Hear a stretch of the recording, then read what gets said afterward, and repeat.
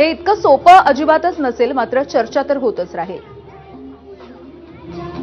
पुन्हा एकदा जाऊयात, आमचे प्रतिनिधी सूरज सावंत आपल्यासोबत आहेत. सूरज, आपण बघतोय की टायमिंग फार महत्वाचं असतं आणि जरी हा विवाह सोहळा आणि जरी या गाठीभेटी या विवाह सोहळ्याच्या निमित्ताने होत असल्या तरी पालिका निवडणुकांच्या दृष्टीने आता चर्चा तर होणारच आहे. नक्कीच यामिनी, ज्या ज्या वेळी हे दोन्ही भाऊ अशा कुठल्या कार्यक्रमात एकत्र येतात त्यावेळी पुन्हा एकदा दोघांच्या मनोमिलनासंदर्भात देखील चर्चा होते. दोघांनीही राजकीय दृष्ट्या एकत्र यावं ही तमाम मराठी माणसांची ही इच्छा आहे आणि अनेकदा ती सोशल मीडियाच्या माध्यमातून आपल्याला तर पाहायलाच मिळते. दुसरीकडे आपण पाहतो की निवडणुका आल्या की दोघंही एकमेकांविरोधात तेवढंच टोकाचं एकमेकांवरती टीका करताना पाहायला मिळत असले तरी अशा लग्न समारंभात दोन्ही भाऊ हे एकत्र एकाच कार्यक्रमात देखील पाहायला मिळतात. त्यामुळे यातून पुढची नांदी ही कशी होतात हे पाहणं देखील तितकंच महत्वाचं आहे. कायमच ठाकरे घराण्याकडनं राजकीय आणि कौटुंबिक हे नातं कायमच वेगवेगळं ठेवताना आपल्याला पाहायला मिळते. अनेक कार्यक्रमात दोघेही एकत्र येतात, एकमेकांसोबत बोलतात, हस्तांदोलन होतं. आता दुसरीकडे राजकीय व्यासपीठावर जर पाहिलं तर दोघंही एकमेकांचे उणे काढताना देखील तितकंच पाहायला मिळते. त्यामुळे जी तमाम मराठी रसिकांची मागणी आहे की दोन्ही भावांनी एकत्र यावं आणि पुढे या महाराष्ट्राच्या राजकारणात देखील तसंच एकत्र राहावं ही इच्छा आता पूर्ण होते का यानंतर हे पाहणं महत्वाचं आहे. याच्या चर्चा या अनेक कार्यक्रमात जेव्हा दोघंही एकत्र आलेले आहेत त्यापुढे झालेले आहेत, मात्र तसं होताना दिसायला देखील नाहीये.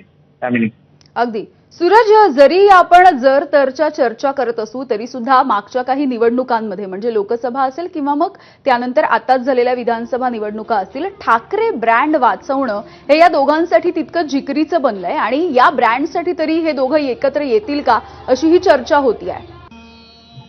यामिनी, तसं पाहिलं तर दोघंही विधानसभा निवडणुकीत जर पाहिलं तर दोघांनाही तितकंसं यश आपल्याला पाहता मिळालेलं नाहीये. एकेकाळी ठाकरे म्हटलं की संपूर्णतः एकीकडे पक्षीय बलाबल होताना पाहायला मिळत होतं, मात्र दुसरीकडे सत्तांतरानंतर या दोघांनाही तसं एकत्र येण्याची गरज आहे आणि कार्यकर्त्यांची देखील तशी इच्छा अनेकदा आपल्याला पाहायला मिळालेली आहे. मात्र दोघांनीही एकत्र यावं ही अनेकदा इच्छा जरी व्यक्त करत असली मात्र तसं प्रत्यक्षात होताना आपल्याला पाहायला मिळत नाही. अगदी सूरज, काही क्षणांसाठी थांबवते. रविकिरण देशमुख सर आपल्यासोबत आहेत, राजकीय विश्लेषक.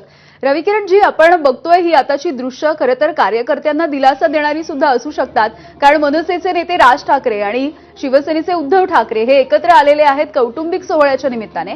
मात्र राजकीय विश्लेषण ज्या वेळेला तुम्ही कराल तेव्हा खरं तर टायमिंग महत्वाचं आहे राजकारणामध्ये आणि जरी कौटुंबिक सोहळा असला तरी राजकीय पैलू सुद्धा आहेत.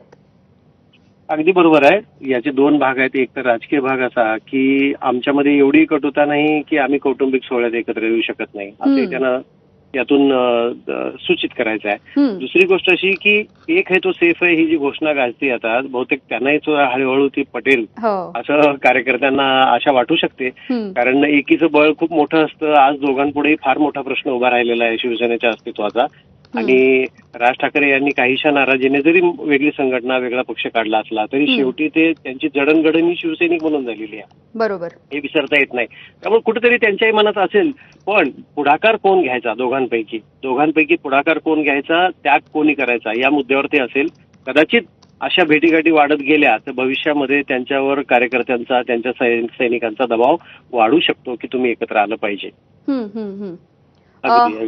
अगदी रविकिरण सर, राजकीय